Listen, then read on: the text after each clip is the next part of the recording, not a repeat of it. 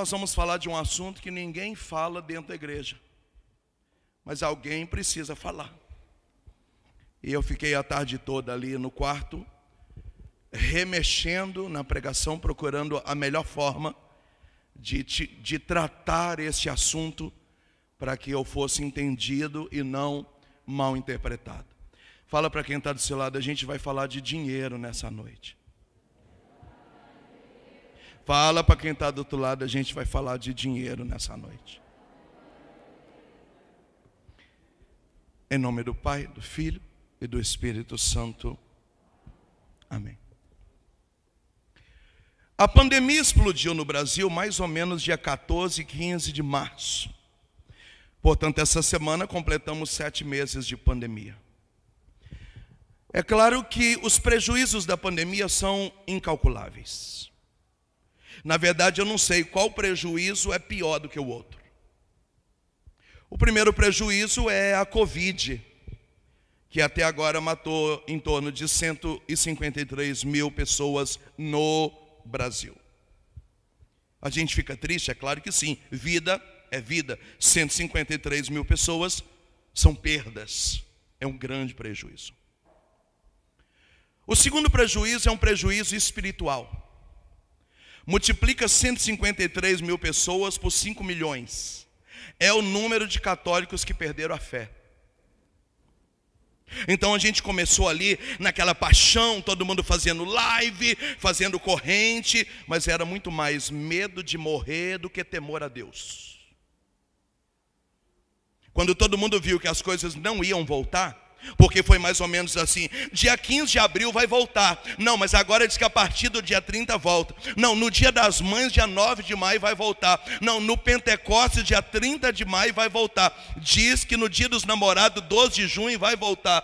E quando todo mundo que viu que não ia voltar, todo mundo desapareceu.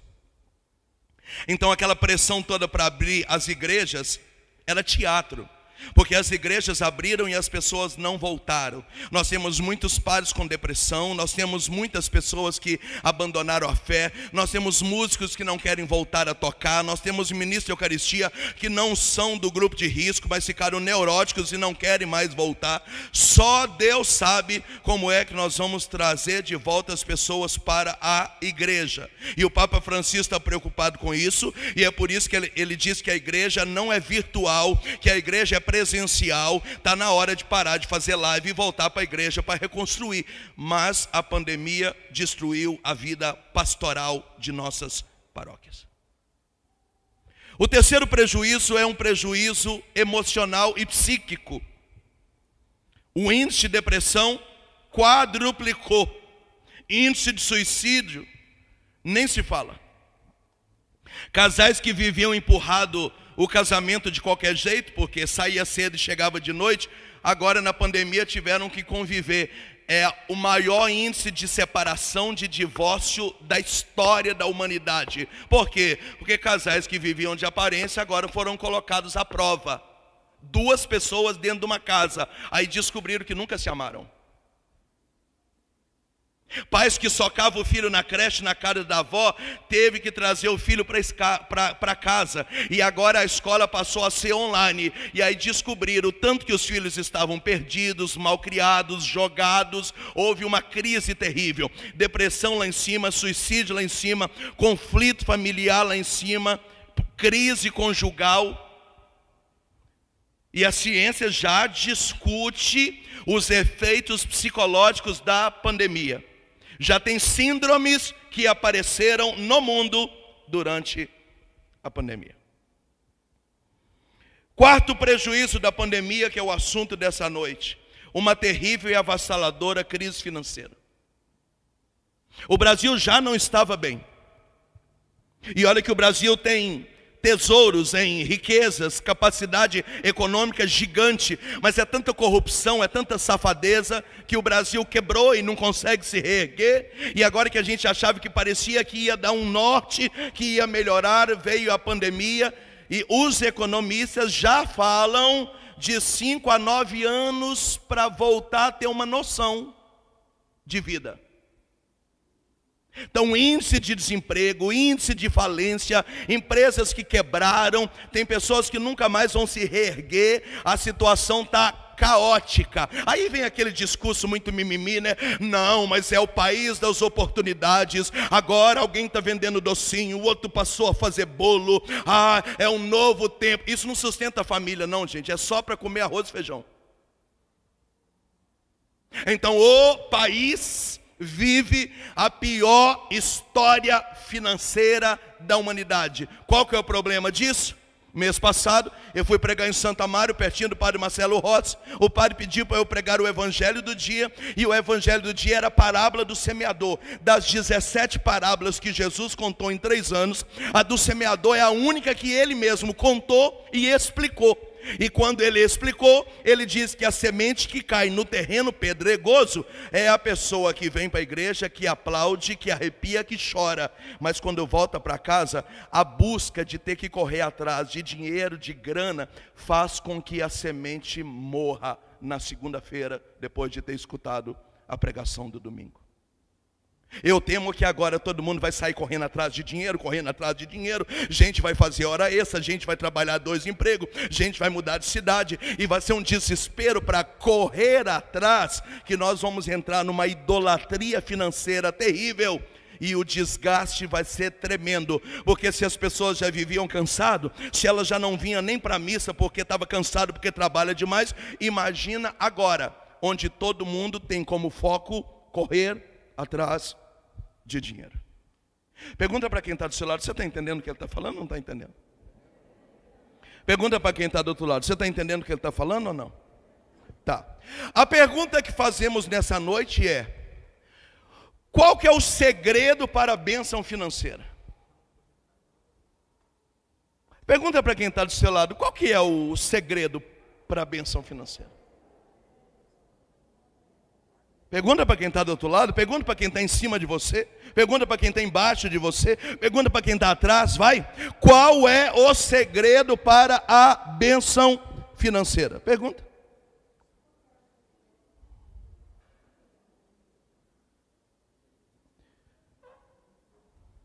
Eu quero falar nessa noite de 3. Quem me ouve, diga amém. Minha página acabou de sair da Bíblia. A minha Bíblia acabou de sair da página, mas eu vou achar. Espera aí.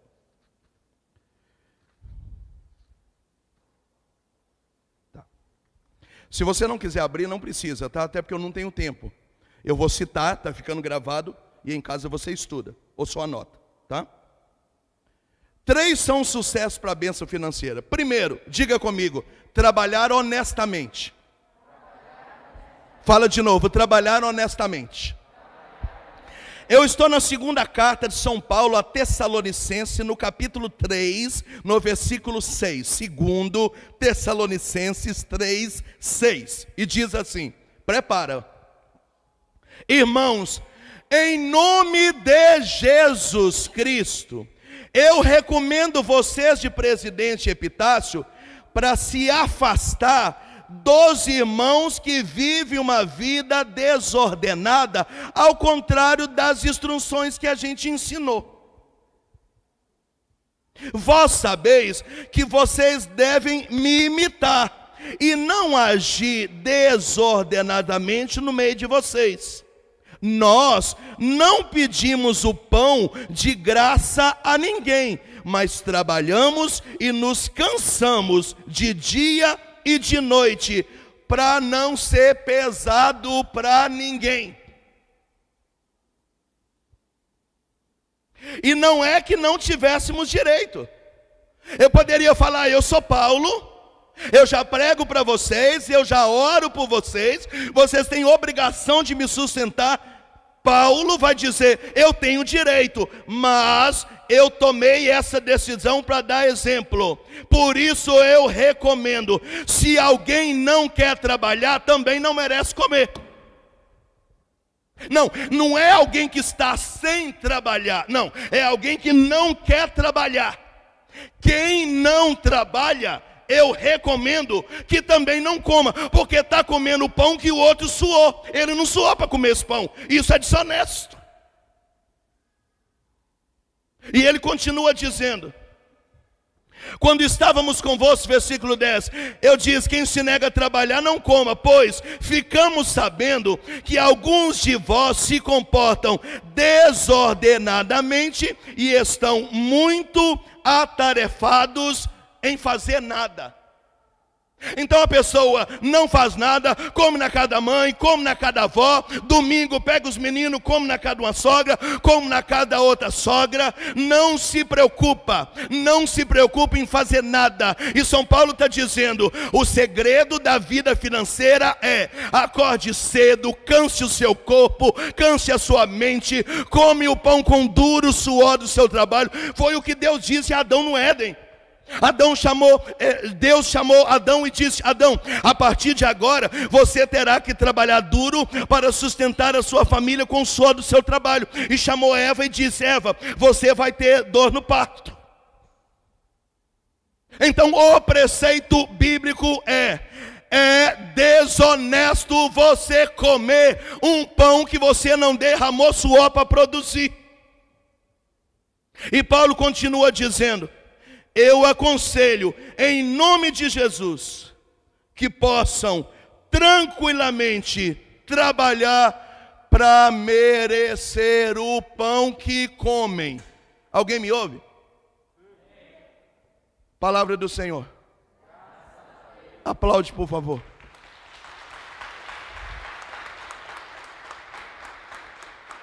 Acabamos de descobrir aqui uma coisa maravilhosa. Me pergunta qual é? Providência financeira não cai do céu, não é sorte, não é a pessoa que tem parente rico, não é que nasceu com bunda para a lua. Não. Providência financeira é ação divina passando pelas suas próprias mãos. Então, quando eu saio de casa para pregar, eu saio para trabalhar. Se você perguntar às minhas filhas: seu pai trabalha com o quê? Meu pai é pregador. Ele não é um cara que só fica rezando, ele está indo trabalhar, ele vai salvar a alma, ele deixa a gente em casa, a gente fica rezando por ele, ele demora 8 dias para voltar, às vezes dorme mal, come mal, volta doente, volta cabeludo, barbudo, com a cara toda empapuçada, só chega o bagaço do meu pai. Mas é assim que ele sustenta a gente, é com o suor do trabalho dele. A receita para sucesso financeiro é: tira a bunda do sofá, procura uma coisa para fazer, mesmo que você seja humilhado, que comece ganhando pouco, que trabalhe fora da sua área, que não faça aquilo que era o seu sonho, que não era o seu projeto de vida, mas se você for fiel no pouco, Deus vai te abençoar. Pode aplaudir: se for fiel no pouco, Deus vai te abençoar.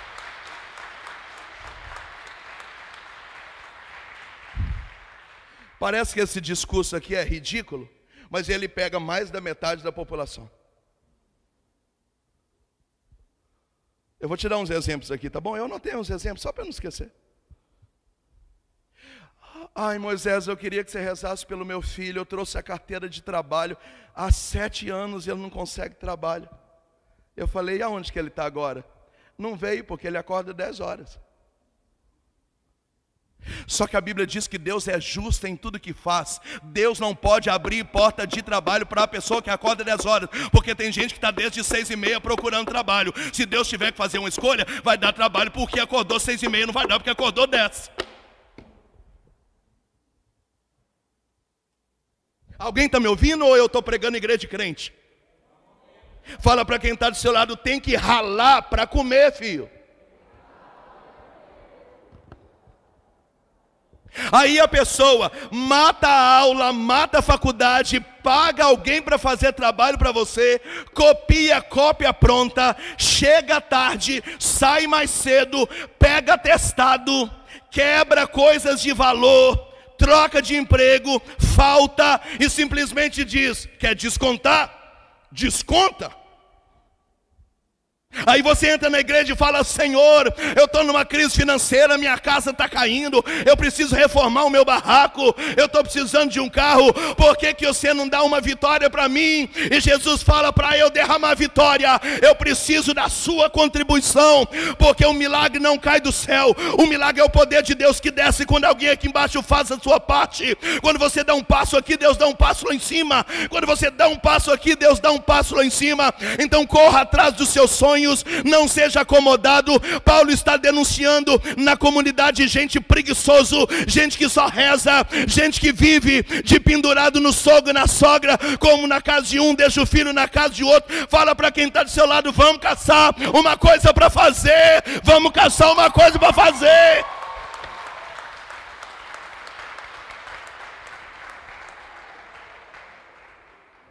Isso é desonesto. Eu já fui chefe de empresa grande, eu já comandei funcionários. Aí me aparece um moleque, filho de uma égua, e me quebra uma broca de 12 mil. E eu falo: meu filho, o setor vai parar até uma nova broca chegar de São Paulo. Tenha cuidado na instalação da broca. O moleque olha para mim e fala: empresa tem dinheiro, quebrou, compra outra. Falei: tira esse cara da minha frente que eu vou bater nele. Eu vou bater nele.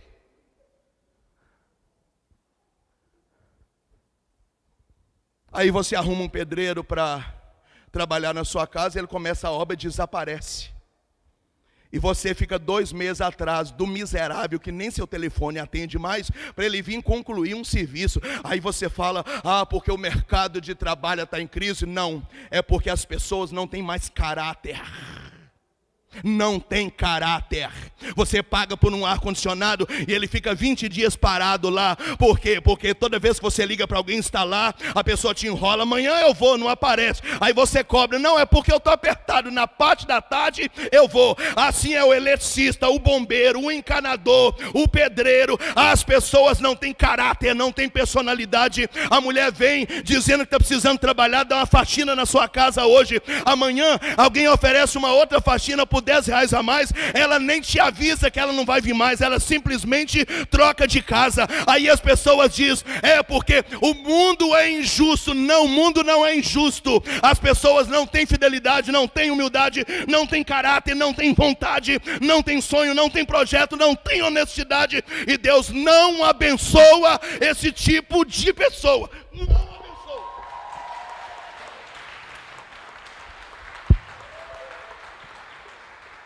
Não abençoa. Nossa, mas ciclano estudou a vida inteira para ser médico, fez mestrado, doutorado, é cirurgião, e agora as coisas não acontecem para ele, nada dá certo. Vai, mas formar a faculdade copiando pronto? Matando a aula sexta-feira? Para ficar tomando cerveja com o capô do carro, porta-mala ligado, unissono e porta da faculdade? Quando chega na hora da cirurgia, vai fazer o quê? Vai operar com a selfie do Instagram? Não. Eu tenho um amigo de Curitiba que falou: Moisés, a minha vida parou 12 anos. Eu parei de namorar, parei de sair, parei de comer pizza, eu me tranquei no quarto, porque o meu sonho era ser neurologista. Eu falei: quanto custa a tua consulta hoje? 500 pau. E eu falei: eu pago com dignidade, porque você merece o valor dessa consulta. Agora, galerinha aí, a mãe está olhando o seu filho para você ir lá para Prudente estudar, e você matando aula na sexta-feira. Depois dizendo: por que, Moisés, que Deus não me abençoa? Fala para quem está do seu lado: eu vou bater na sua cara.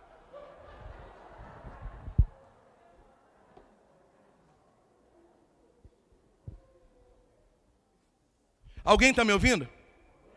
Qual que é o primeiro segredo para sucesso ou bênção financeira? Trabalhar honestamente. É tudo aquilo que você conquistou por meios lícitos e com o seu suor. Fora disso é injusto.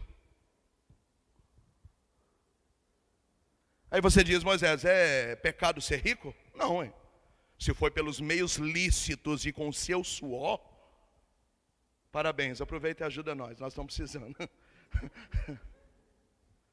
Né? E aqui eu quero fazer uma denúncia: o povo da igreja tem uma cabeça desse tamanho, ó. Tamanho de uma azeitona. Porque às vezes a pessoa fica o ano inteiro economizando dinheiro, aí ele posta lá: estou de férias, estou indo com a família para a praia. O povo da igreja fala: está vendo lá, ó? Depois que assumiu a coordenação da pastoral da família, já trocou de carro, agora está indo para a praia. Você está ensinando o quê? Que a pessoa está roubando dinheiro da paróquia? Não, não, filho. É porque quando a pessoa faz um planejamento que vai para a praia, então ela não toma nenhuma Coca-Cola, porque ela está guardando dinheiro para ir para a praia. Aí você fica comprando tênis novo, celular novo, fazendo parcela em loja de blusa e de calça, nunca vai para a praia e fica com inveja de quem vai? Ó, fala para quem está do seu lado, ó, cabeça de azeitona.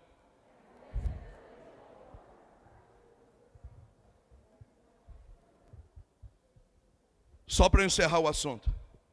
Qual é a primeira receita para o sucesso financeiro? Fala para quem está do seu lado, quem não quer trabalhar, é melhor que não coma. Segundo, São Paulo está comendo um pão que não é seu, que não foi você que suou. Aí eu tenho saudade da minha mãe, que batia na gente na rua, jogando bola na frente das pessoas. Porque seu pai está chegando do trabalho e você precisa torrar o arroz para a janta estar pronto. Todo mundo falava, Mariquinha, Mariquinha, Mariquinha. Meu pai tinha um sentimento, você é menor de idade, trabalhar fora você não vai. Mas aprenda a limpar a casa, lava o banheiro para sua mãe, estende a própria toalha, lava o seu tênis, sua mãe não vai pôr a mão nas suas cuecas com rastro de bosta. E você vai aprender comida. Moral da história? Esse cara sou eu.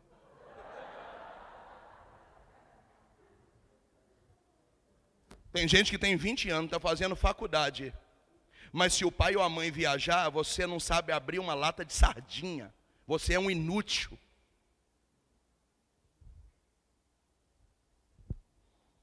É essa geração, ó, que vai para a faculdade bancada por papai.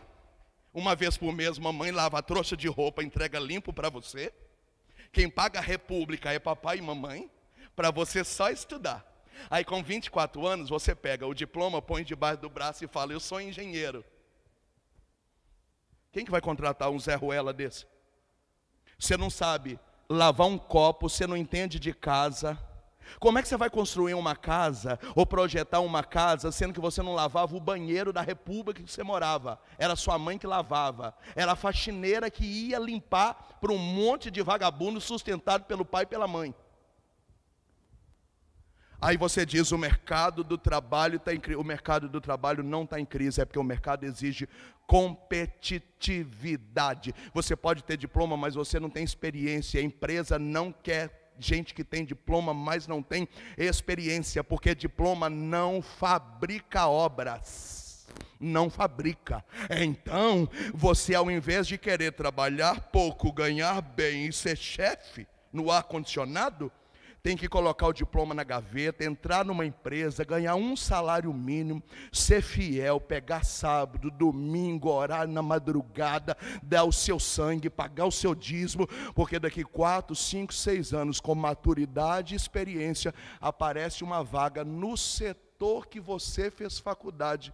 E o Senhor diz, por causa da sua fidelidade, estou abrindo uma porta para você. Vai trabalhar no escritório, vou dobrar o seu salário, porque agora eu que sou justo posso abençoar a tua vida.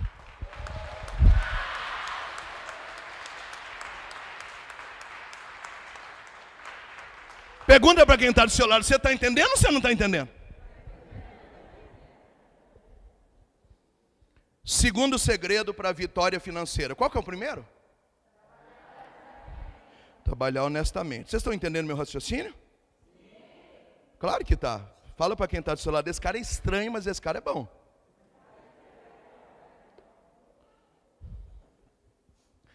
Segundo segredo para a bênção financeira, diga comigo, planejamento. Fala para quem está do seu lado, planejamento. Evangelho de São Lucas, capítulo 14, versículo 28. Não precisa abrir se não quiser. Já estou lendo. Mas Lucas 14, 28. Escuta, ó. É só para refrescar a sua memória, Lucas é médico, tá bom? Mas parece que ela é engenheira.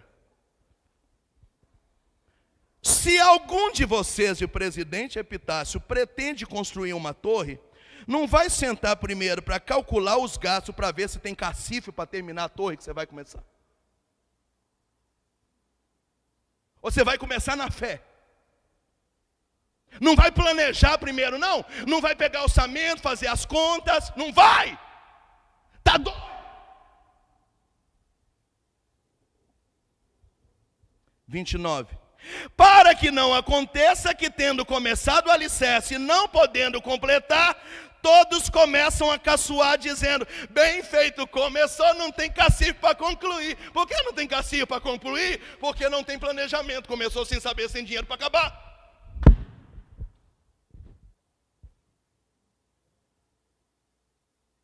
Aí ele dá um outro exemplo. Ele diz assim, ó, versículo 31. Se um rei vai travar uma batalha com outra pessoa, ele não senta primeiro para avaliar se vai conseguir resistir com 10 mil o inimigo que vai atacá-lo com 20 mil? Se ele sentir que dá, planejou, porque é metade do soldado só, não planejou, ferrou. Palavra da salvação. Pode aplaudir de novo.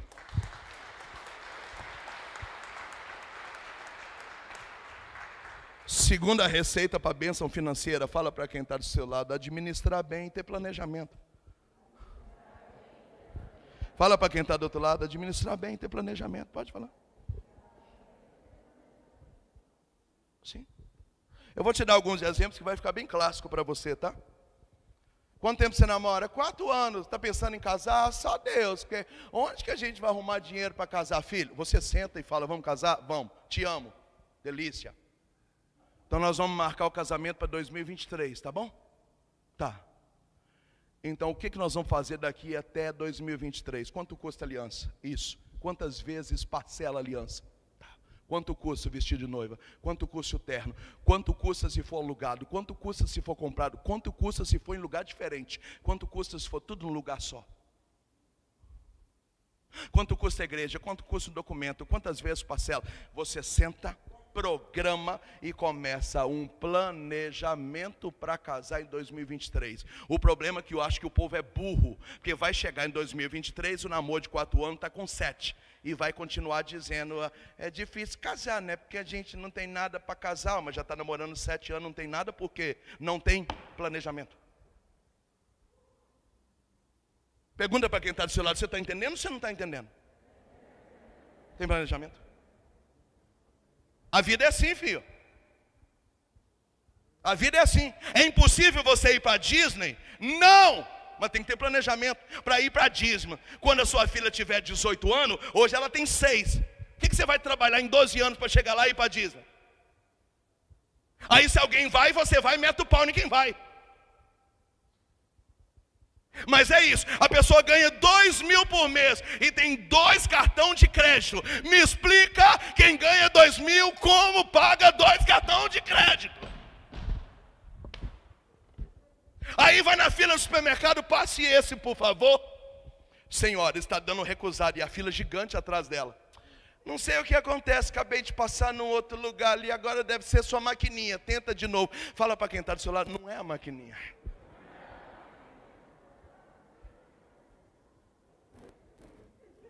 E a gente na fila, irmã, morrendo de vontade de gritar: sai daí, você não tem dinheiro!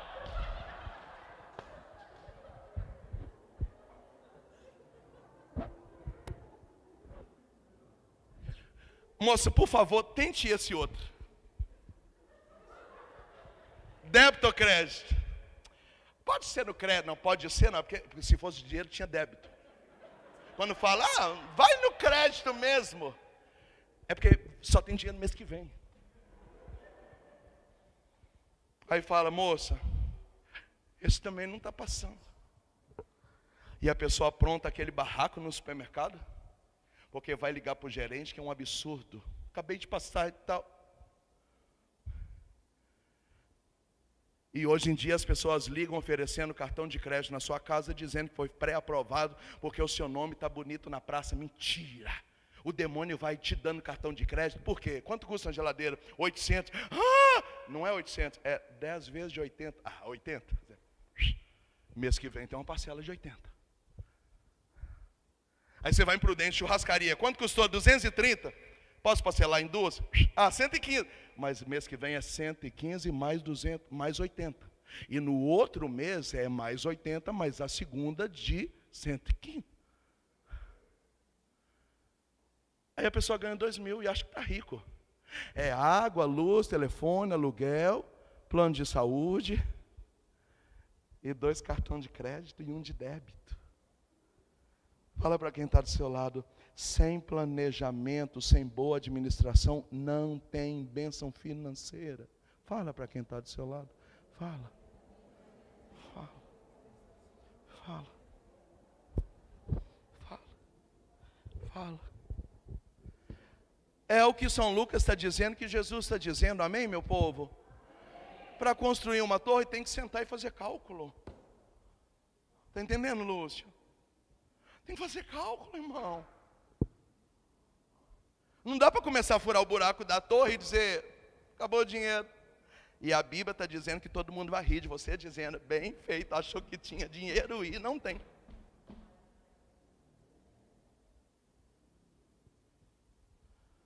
Aí a pessoa vai e monta uma loja. Ela não entende que a loja bombou porque é final de ano, porque é dia dos namorados, porque é dia das mães, que não bomba o ano inteiro, que ela tem que fazer capital de giro para os meses que não vende, ela não entende. Aí ela monta uma loja em novembro, em dezembro, vendeu 30.000, ela vai e compra um Hilux. Ela não entende que ela não teve 30.000 de lucros. Ela tem que ter capital, janeiro é mais troca de roupa, que o número não bateu em dezembro do que venda. Janeiro, loja não vende. Ela tem que trocar estoque, é o capital de giro dela, mas ela vai lá e fica batendo de epitácio de Hilux para lá para cá. Todo mundo, ciclano montou uma loja de roupa, está bombando, no dia não está bombando. Até junho ela vai quebrar. Aí ela vai dizer que é inveja.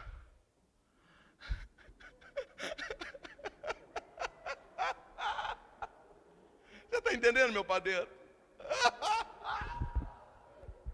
Fala para quem está do seu lado, quem que tem inveja de uma pessoa burra dessa? Fala comigo, pai. Fala comigo.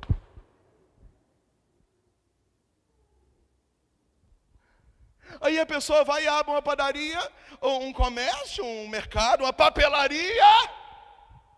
Mãe, vou pegar R$5 aqui para tomar um sorvete. Pode pegar, filho, R$5. Daqui a pouco, mãe, tem que pagar o Uber, R$7. Vai arrancando caixa, não anota nada, não sabe de nada. Aí você não precisa comprar comida, você já vai pegando da própria papelaria, das coisas, do mercado, e já vai levando, e come, e gasta, e pega dinheiro no caixa, não está sabendo de nada. Depois fala, Moisés, eu queria que você orasse por mim. A minha vida financeira está uma lástima, eu acho que a gente quebrou. Não, filho, a única coisa que você precisava era de um livro que chama Livro Caixa. Entrada e saída de dinheiro. É só isso. Para você descobrir que o seu filho está arrancando mais dinheiro do seu caixa do que você está entrando. Então você vai ter que rever a sua vida. É simples. Fala para quem está do seu lado, planejamento, irmão. Planejamento. Fala para quem está do seu lado. Planejamento. Outra coisa que pega a galera hoje é a ilusão. Tênis de R$300, vermelho. Celular de 3.000.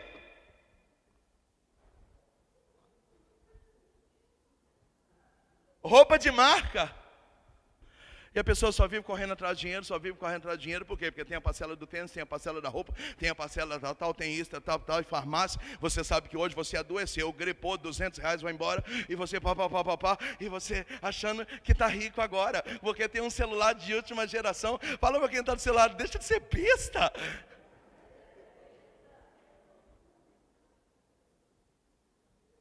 Olha o que eu vou falar. Tem gente que começa a fazer um puxadinho, um quartinho, uma varandinha, uma suíte em casa e nunca vai terminar. Me pergunta por quê? Porque não está faltando dinheiro, está faltando autoridade espiritual para sentar, para planejar, para se organizar. Então vai ficar a vida inteira. Aquilo que era suíte vai virar quartinho de bagunça e até rato vão morar lá. E você fala, aqui era para ser uma suíte, mas 7 anos se passaram, não consegui terminar uma suíte, alguma coisa está errada. Está errada em quê? Diga para quem está do seu lado, administração e planejamento. Alguém me ouve? A metade morreu no meio da pregação. Pergunta para quem está do seu lado, você está vivo, está morto, está tudo bem?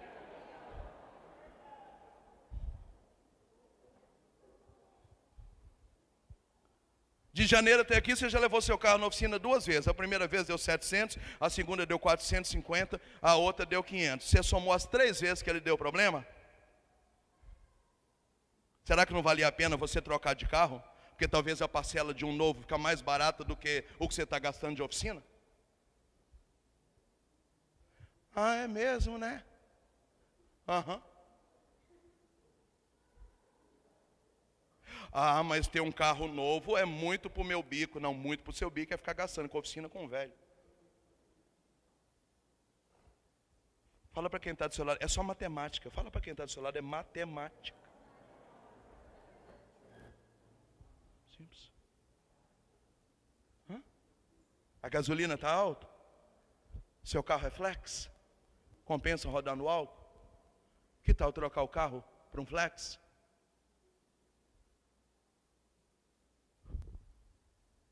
Às vezes eu acho que o evangelho precisa, antes de converter as pessoas, fazer elas pelo menos pensar. Eu não aguento mais gente que não quer pensar. Tudo bem também que novela e celular queima os neurônios das pessoas e deixa elas incapazes de pensar.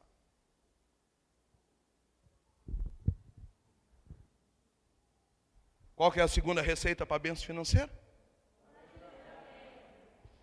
Pergunta para quem está do seu lado, você está entendendo ou você não está entendendo? Terceira e última receita para a bênção financeira. Diga comigo, pagamento de dízimo. Fala para quem está de um lado e do outro, esquerda, direita, frente, atrás, de cima, embaixo, pagamento de dízimo. É o assunto mais chato e eu deixei o resto do tempo para falar dele. Primeiro eu quero deixar bem claro que eu estou pregando para gente inteligente, amém? Pelo menos eu estou achando. Eu estou em Malaquias capítulo 3, não precisa abrir. Versículo 7. Malaquias 3, 7, tá? Você vai em casa. Começa aqui um diálogo. E o diálogo começa assim, ó. Desde os tempos dos vossos antepassados, vocês se afastaram dos meus preceitos e não observam mais. Deus está dizendo assim aqui, olha para mim. Desde os tempos dos pais de vocês, que vocês não obedecem mais nada, tá? Não é só vocês não, os pais de vocês já não me obedeciam. Quando no Antigo Testamento está falando da lei, está falando da decápole, dos 10 mandamentos. Vocês não observam mais os mandamentos. Os seus pais já não observavam. Aí alguém pergunta, não, o Senhor continua. Voltai a mim e eu voltarei a vós, diz o Senhor dos Exércitos. Aí alguém de Epitácio pergunta, por que eu tenho que voltar? Pode um homem enganar a Deus? O Senhor diz, mas vocês procuram me enganar. E o povo de Epitácio, mas a gente está te enganando em quê? O Senhor diz, no pagamento do dízimo. Porque a decápolo, são 10 mandamentos, e o 7º é não furtar. O Senhor está acabando de dizer que quem não paga o dízimo está roubando de Deus.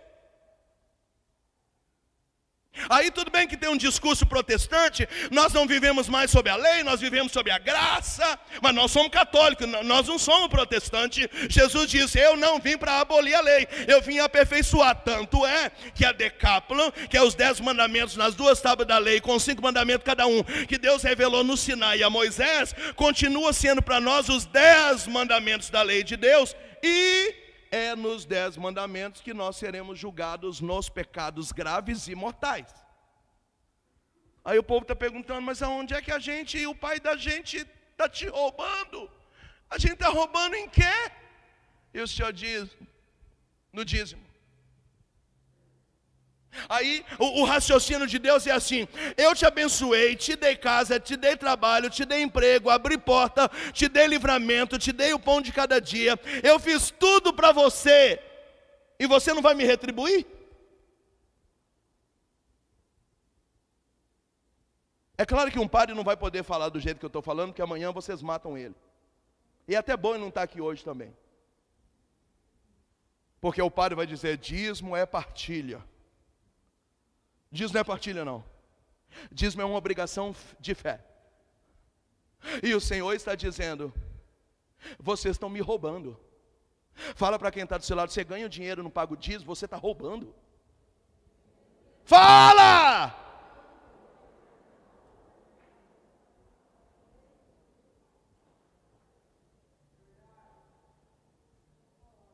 Continua dizendo o Senhor, eu vou devagarzinho, tá? Eu vou te explicando a Bíblia. Já que celular você tem, Bíblia nunca. Onde que nós estamos te enganando? Nos dízimos e nas ofertas. Se der tempo no final eu falo da diferença de dízimo e oferta. Senão eu quero ficar só com dízimo. Olha o que o Senhor diz. Por causa disso, ou seja, esse ato de não pagar o dízimo, incorre em maldição, porque toda a nação me engana. A sua casa me engana, a sua família me engana, seus pais já me enganavam, a cidade de vocês me engana, a nação inteira me engana. E é por isso que vocês atraíram sobre si maldição. Maldição de quê? Maldição financeira.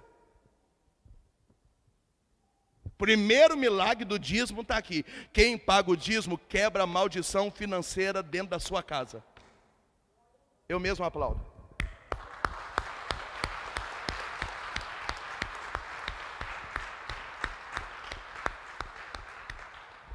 Vamos continuar. Eu estou em Malaquias 3, tá bom? Versículo 10. Trazei integralmente os dízimos ao tesouro do templo, para que haja sustento em meu templo. Por que que eu devo pagar o dízimo? Para que haja sustento na casa de Deus. Daqui a pouco vai chegar em você. Ainda não. O primeiro princípio do dízimo ainda não é te abençoar, vai chegar lá. O primeiro princípio do dízimo é, diga para quem está do seu lado, para que haja alimento na casa de Deus. Não, você pode abrir a boca para me ajudar? Pode? Então olha para quem está do seu lado e fala, para que haja alimento na casa de Deus. Fala, por favor. Pergunta para mim o que Deus está querendo falar. Pergunta. Deixa eu te falar o que acontece quando você vai à missa. Uma missa. Água, luz, internet, cabo, telefone, baqueta, corda de guitarra, flor, paramento, ventilador, ar-condicionado, água mineral, hóstia, vinho. Todo mundo gosta de ser bem atendido? Secretária paroquial custa dinheiro. Carro do padre, plano de saúde, alguém para lavar a roupa dele. Se você não paga o dízimo, quando você vai à missa, você já está dando prejuízo para a paróquia.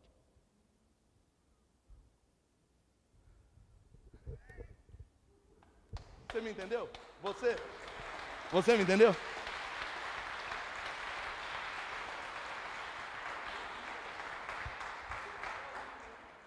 Uma vez eu fiz as contas, quanto custa um saco com 5.000 hóstias, dividi por 5.000 e cheguei no valor unitário de uma hóstia.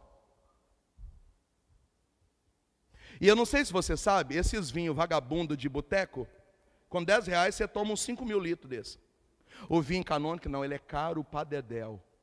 Tudo de liturgia é caro, incenso é muito caro, paramento é caro, ostensório é caro, sacrário é caro, cálice é caro, tudo é muito caro. Então, vinho canônico é mega caro. Um vinho canônico chega a durar 12 missas. Eu também dividi o valor de 1 litro de vinho canônico por 12 missas e somei a uma partícula. Quem tem comunhão diária, 30 dias comungando e não paga o dízimo, gera um prejuízo para a paróquia que eu não vou nem falar o número de vergonha que eu estou agora. Quem aqui não gosta do ventilador ligado? Quem não gosta do banco limpo? Mas alguém aqui vem limpar chão da igreja? Não, alguém limpa, não limpa? Ah, ali tem 2 flores, ali também tem uma, não sei se é artificial ou se é natural. Se for artificial deve ser porque a paróquia está precisando de dinheiro, porque natural é bem mais bonita, mas custa dinheiro também. Ali. Aí o Senhor está dizendo, sabe por que vocês têm que pagar o dízimo? Para que haja alimento dentro da minha casa. Para ter pelo menos dignidade de acender todas as luzes, para não ficar nessa palhaçada que tem que atender só metade para economizar. Porque o povo não sustenta nem a própria missa que participa. Fala para quem está do seu lado, chupa essa manga aí, bobo. Sim. Agora pensa comigo. A paróquia tem um dízimo que não se banca.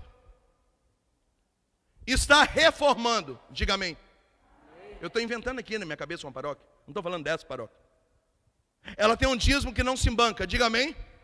Está reformando. Diga amém. Construindo uma capela. Diga amém. E ela ainda tem que pagar o dízimo dela para a cúria. Se você não sabe, a igreja paga o dízimo para a cúria. Alguns lugares são 8%, outros 10%, outros 12%, de acordo com o código canônico, com a realidade de cada paróquia. Mas, por exemplo, se for 10%, todo o dinheiro que entra na sua paróquia, 10% dele vai para a cúria. Agora imagina um padre que tem que pagar tudo isso que eu falei, que ainda está reformando, que ainda está construindo uma capela que pertence a essa paróquia, ainda tem que dar o dízimo para a cúria.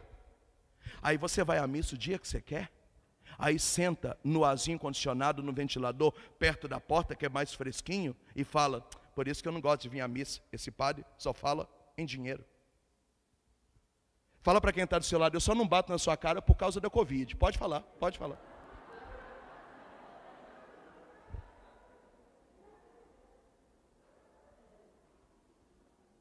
E aqui eu quero fazer uma denúncia, me pergunta qual é? Igreja não deve ser sustentada com festa de padroeiro, nem quermesse, nem pastel de barraquinha. Ela tem que ser sustentada com o dízimo dos fiéis.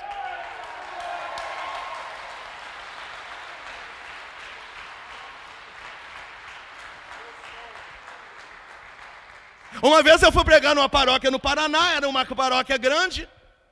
Já me cercaram e falou, já que tu é um profeta, você chega nessa noite e senta o pau. A igreja vai ter umas 3.000 pessoas, porque aqui tem bebida na barraquinha da igreja, é uma vergonha isso aqui.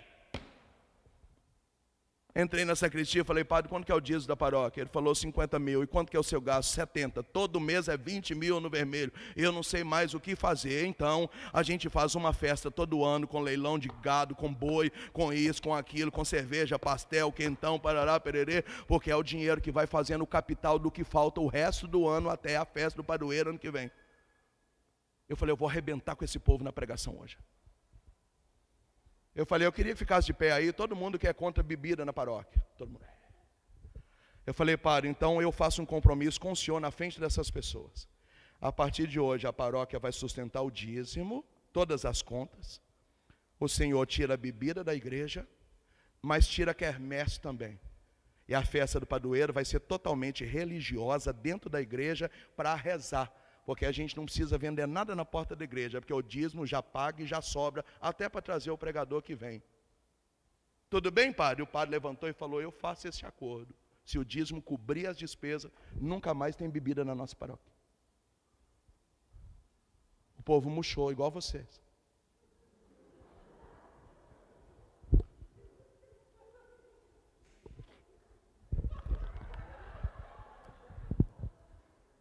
Fala para quem está do seu lado, bando de hipócritas. Bando de hipócritas. Eu estou aqui já no desabafo já, tá bom? Não sei se eu volto aqui mais mesmo, então já estou no desabafo. Tá? Porque eu não aguento. É só a gente chegar numa cidade, todo mundo quer que a gente dê recado. Ah, porque aqui aceita dinheiro de empresário, aceita dinheiro de outra doutrina, porque aqui na comunidade tem espírita, aqui maçom manda dinheiro, babá. Se a gente pagasse o nosso dízimo, a gente não precisava obrigar ninguém a se vender. Se a gente pagasse o nosso dízimo, a gente entraria na igreja dizendo, Até a teia de aranha que tem aqui é com suor da minha fé, da minha convicção. Até o banco que eu sento, fui eu que ajudei a pagar. Por isso que não precisa nem pôr nome da família tal, da família tal, da família tal, porque não interessa quem deu. Porque a gente comprou esse vidro aqui.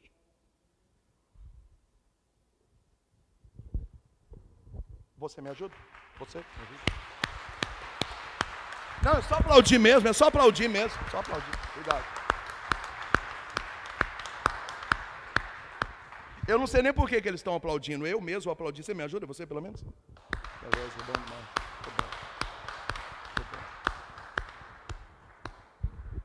Por que você tem que pagar o seu dízimo? Para que haja alimento, para pagar as contas da casa de Deus, no mínimo.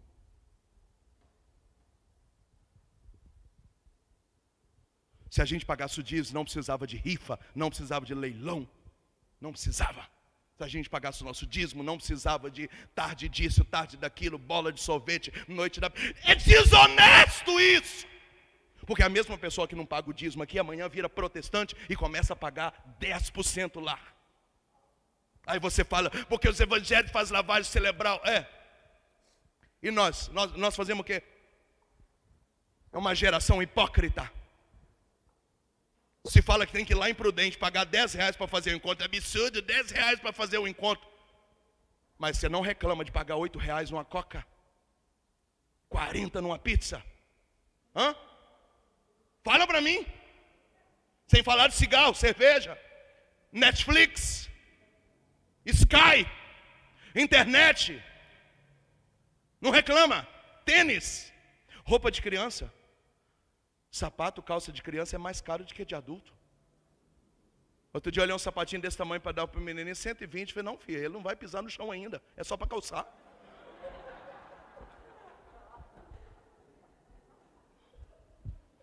Pergunta para quem está do seu lado, você está entendendo o profeta? Então vamos continuar, que meu tempo está acabando. Então vou repetir, versículo 10. Trazei integralmente os dízimos no tesouro do templo. Para quê? Diga comigo, para que haja sustento em minha casa. Agora vem uma frase provocativa, olha aqui. Fazei a experiência comigo, diz o Senhor dos Exércitos. Isso é provocativo. Você quer pagar para ver? Faça a experiência, vem, faz, diz o Senhor. Toda vez que está dizendo em verdade, ou assim diz o Senhor, quer dizer aquele que fala, prova o que fala. Então fazei a experiência, diz o Senhor dos Exércitos. Vem, você está pagando para ver? Vem cá, paga o dízimo por 3 meses, vem, testa comigo, vem, me coloca à prova, diz o Senhor dos Exércitos. E sabe o que vai acontecer? Você verá que eu abrirei as comportas do céu, derramarei sobre a sua casa a minha bênção, muito mais do que o necessário.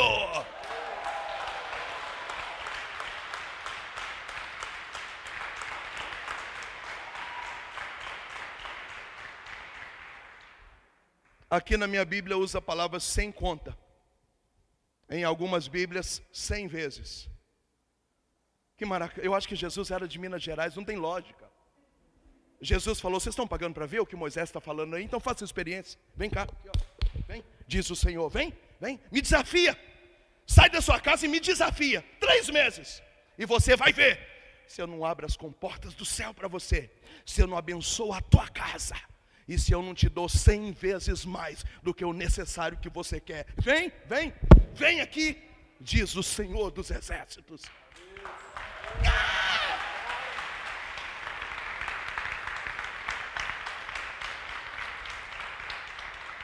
Você vê que a primeira finalidade do dízimo, claro, é lei, né?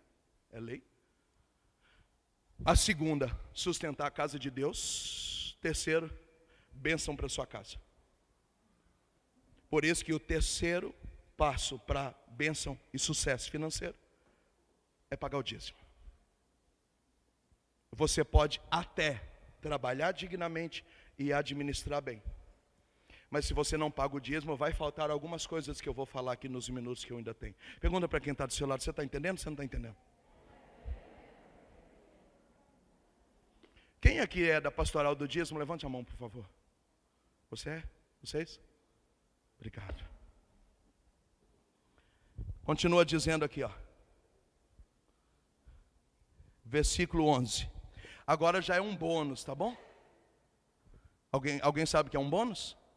Vou explicar. Ó, primeiro, se você pagar o dízimo, você para de me roubar. É lei, tá? Segundo, você sustenta a minha casa. E isso enche os meus olhos. Terceiro, eu abençoo a sua vida, multiplico 100 vezes mais, e eu arrebento com a sua casa, é glória. Mas agora eu vou te dar um bônus. Bônus é algo a mais. Prepara para aplaudir, ó. Ó o bônus. Expulsarei da vossa casa o gafanhoto. Em algumas Bíblias, o migrador. Em outras Bíblias, o devorador, que destruía a colheita do seu campo. O Senhor está dizendo que quem paga o dízimo, Ele vai proteger contra todos os demônios que vão comendo os seus bens, o seu dinheiro, o seu patrimônio, que vai escorrendo pelo ralo e você não vê. Você paga o dízimo, mas a torneira quebra, R$70. Você não paga o dízimo, a lâmpada quebra, R$70. Você não paga o dízimo, fila do oeste, R$200. Você não paga o dízimo, bateram no seu carro, R$400. Você não paga o dízimo, infestação de barata, detetização, R$400. Você não paga o dízimo. O Senhor está dizendo, se pagar o dízimo, eu expulso da sua casa o gafanhoto, o migrador, o devorador, os demônios que ficam comendo e corroendo aquilo que com muita luta você venceu e conquistou com suor. Eu vou proteger para que ninguém toque no seu patrimônio. Eu vou.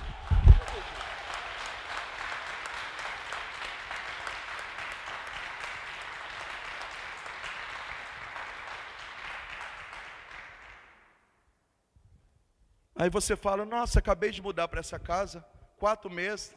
Está caindo. Paga o dízimo. E o Senhor está dizendo, eu vou expulsar aquilo que vai arrancando os pedaços das suas paredes. Porta que não fecha, descarga que não funciona. Quando você faz as contas, o que você perdeu de prejuízo no seu patrimônio é muito maior do que o dízimo que você deveria pagar. O Senhor está dizendo, se pagar o dízimo, eu protejo os seus bens. Ninguém toca na sua moto, nem no seu carro, nem na tua casa. Ninguém toca na sua mãe que mora no fundo da sua casa. Eu vou proteger. Caramba. Fala para quem está do seu lado, bora pagar o dízimo, filho. Não, vamos pagar. Pode aplaudir, vamos pagar.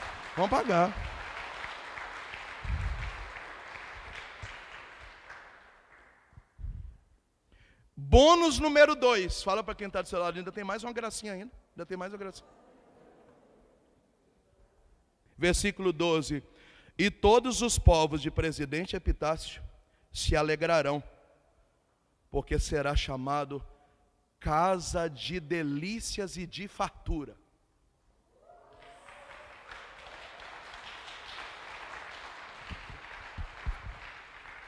Versículo 12, ó.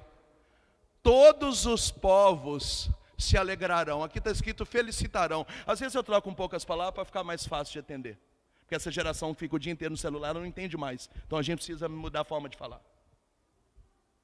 Todos os povos vos felicitarão. Ou seja, vão se alegrar. Porque sereis o meu povo, o meu país, a minha casa de fartura e de delícias. Em algumas traduções diz assim, verás a multiplicação do fruto de tuas vinhas.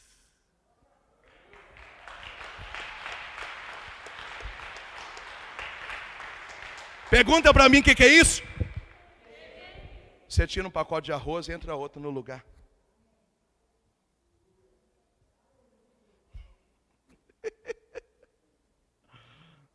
Ai, meu Deus do céu. Que Deus maravilhoso. Eu sou feliz demais por ser católico. Meu Deus, pergunta para quem está do seu lado, você está entendendo o que esse cara está falando ou não? Nossa Senhora. Então, ó, primeiro, você para de roubar, é lei, né? Segundo, você sustenta a casa de Deus. Terceiro, multiplica 100 vezes mais, abre as comportas do fel mais que o necessário. Bônus número 1, afasta tudo aquilo que vai comendo e corroendo os seus bens. Há uma blindagem contra aquilo que vai saindo pelo ralo e pelos fundos. E bônus 2, Todo mundo olha para a sua casa e fala, ali prosperou. Ali multiplica, ali tudo que planta dá. Ali põe a mão e qual que é o segredo? Você vai dizer, sou dizimista.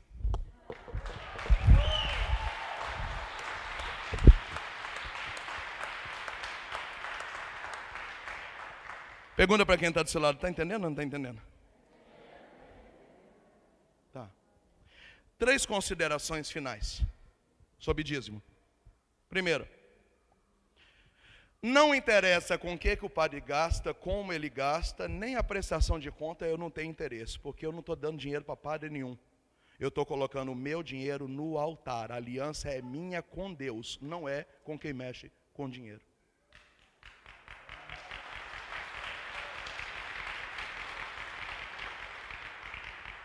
Se o padre tem um conselho, construiu o que não era para construir, comprou o que não era tal, ele presta conta com o bispo e com Deus. Eu só quero ter minha consciência limpa de que eu peguei as minhas primícias e coloquei aos pés do altar. Eu não dei para o padre, eu dei para o meu Deus. Isso é maturidade espiritual. Pergunta para quem está do seu lado, está entendendo ou você não está entendendo? Entendeu? Segunda consideração. Dízimo é bíblico? Claro. Quem foi a primeira pessoa a pagar o dízimo? Abraão, a Melquisedeque. Melquisedeque trouxe as provisões, Abraão falou, pera, não vai embora ainda não. Volta com 10%, porque esse aqui é do meu Deus. A partir disso nós vamos ver o dízimo do gado, da ovelha, do cabrito, do centeio, da avelã. Os dízimos eram em dinheiro e em bens. Então você vendeu 20 sacas de soja, 10%, 2 sacas de soja é do templo. E aí o sacerdote colocava aquilo no altar e queimava o incenso. E falava para Deus, é o saco de soja do Moisés. E a plantação de soja.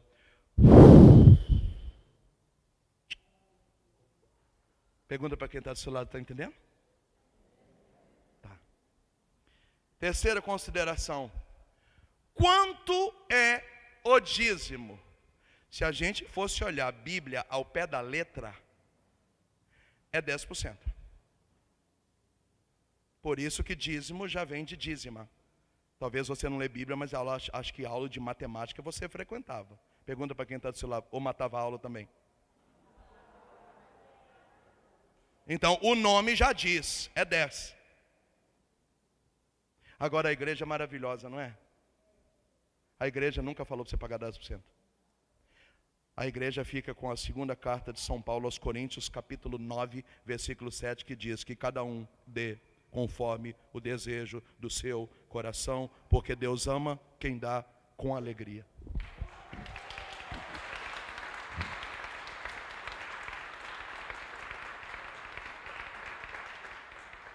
Porém, se você continuar lendo o texto, aparece uma coisa aqui que é chamada lei da semeadura. O que é lei da semeadura? No mesmo texto de 2ª carta de São Paulo aos Coríntios, capítulo 9, você continua e está dizendo assim, quem semeia pouco, colhe pouco. Semeadura mesquinha, colheita mesquinha. Me pergunta o que isso significa? Você ganha 2.000 por mês, o certo era você pegar 200 e dar de dízimo. E com 1.800 você ia fazer tudo que você precisa e inexplicavelmente, tá, tudo o kit ainda sobrou. Isso é dízimo. Mas talvez é difícil para você pegar 2 milhões e pegar 200 e dar de dízimo. E a igreja nunca vai dizer que você tem que dar 200.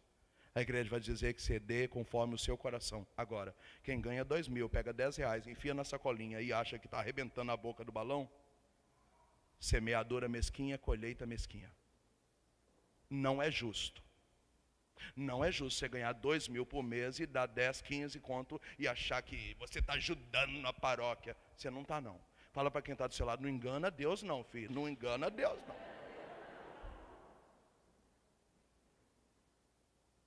Alguém está me entendendo? Eu consegui dar o recado? Bacana. Algumas coisas que eu lembrei aqui também. Você aguenta mais 2 minutos? Beleza.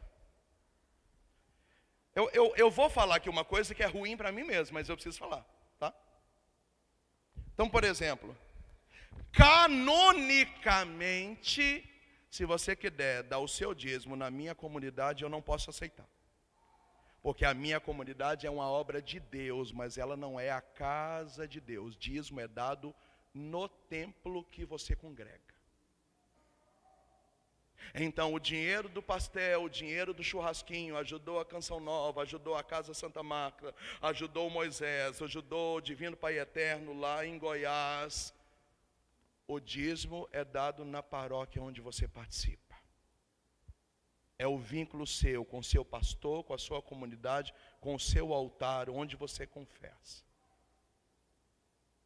Então, a coleta da missa, ajudar na reforma, um extra, entra no campo das ofertas.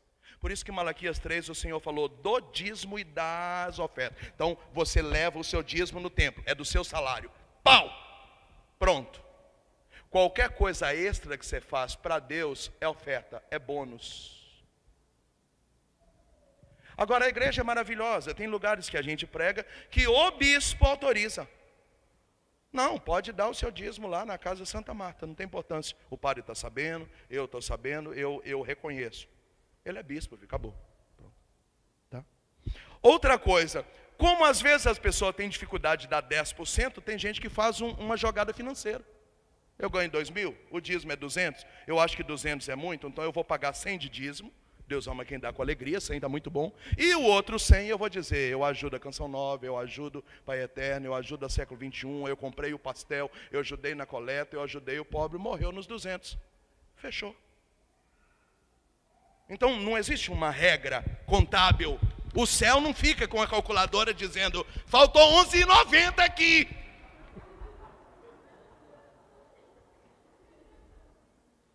Eu só precisava explicar isso, porque eu sou católico, gente. Uma vez eu atendi um moço muito rico. O dízimo dele é 6.000. E ele falou, estou muito chateado com meu padre está fazendo rolo, eu estou puto pra caramba, e eu queria dar o meu dízimo na sua comunidade. Meu olho brilhou e eu falei, eu não tenho autorização canônica de receber o seu dízimo. Você vai entregar na sua paróquia, independente do seu padre, porque o dinheiro é o seu vínculo com o altar. Se quiser me ajudar, me ajude, mas o seu dízimo eu não tenho interesse nele. Eu fiquei muito orgulhoso de mim.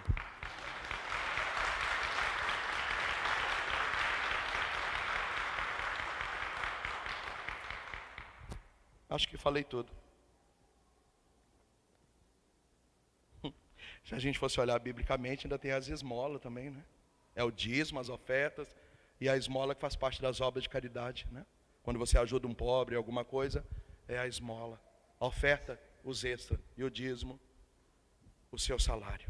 Eu só queria que no dízimo, você, por favor, eu não sei o que vai acontecer com você a partir de hoje, mas funciona assim, quando você pega o dinheiro bruto, antes de qualquer coisa você retira o seu dízimo.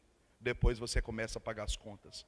Porque se você começar a pagar as contas, principalmente você que as contas caem em débito automático, não vai sobrar para o dízimo, ou você vai ficar com dó.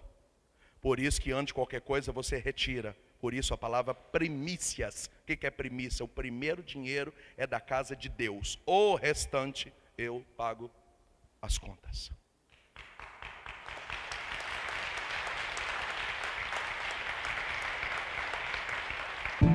Irmãos, eu senti vontade de falar uma coisa. Eu acho que é importante. Quando eu vou pregar para casais, eu digo que eu acho um absurdo, por exemplo, a mulher que não sabe quanto que o marido ganha. Mais absurdo ainda é a mulher ficar mendigando do marido, quase que humilhando um dinheirinho para ela arrumar o cabelo, para ir no salão. Isso é humilhante.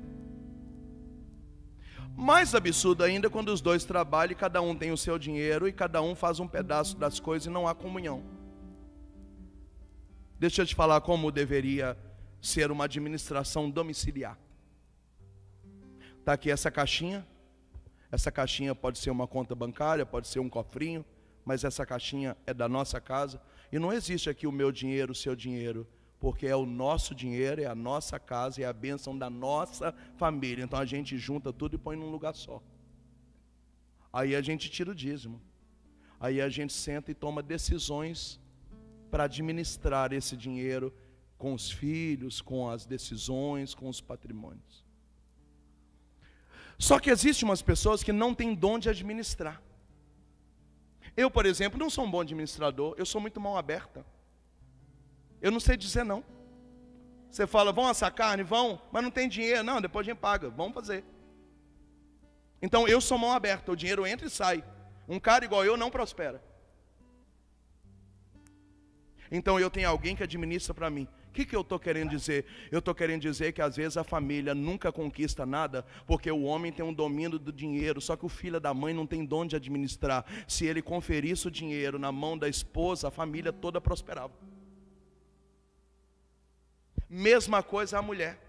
Tem mulher que não sabe administrar, não tem o dom, não vai prosperar e perde tudo e volta na estaca zero, quebra a família, aí muda para Prudente, chega em Prudente, parece que está alavancando, quando vai alavancando perde tudo, volta para Epitácio. Tem gente que está 30 anos junto, não conseguiu prosperar, porque não tem dom de administrar. Então às vezes numa casa quem tem um dom é o homem, às vezes quem tem é a esposa.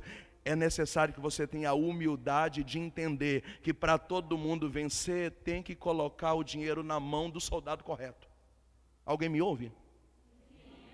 Eu precisava falar isso, porque todo mundo aqui vai voltar para casa e nós não estamos falando aqui só de dinheiro na igreja, nós estamos falando de dinheiro domiciliar. Eu sinto aqui pessoas erradas cuidando do dinheiro. Fala para quem está do seu lado aí, a gente vai quebrar. Você entendeu ou não? Então levante os seus braços de novo. Vai louvando ao Senhor por essas 3 noites que nós vivemos.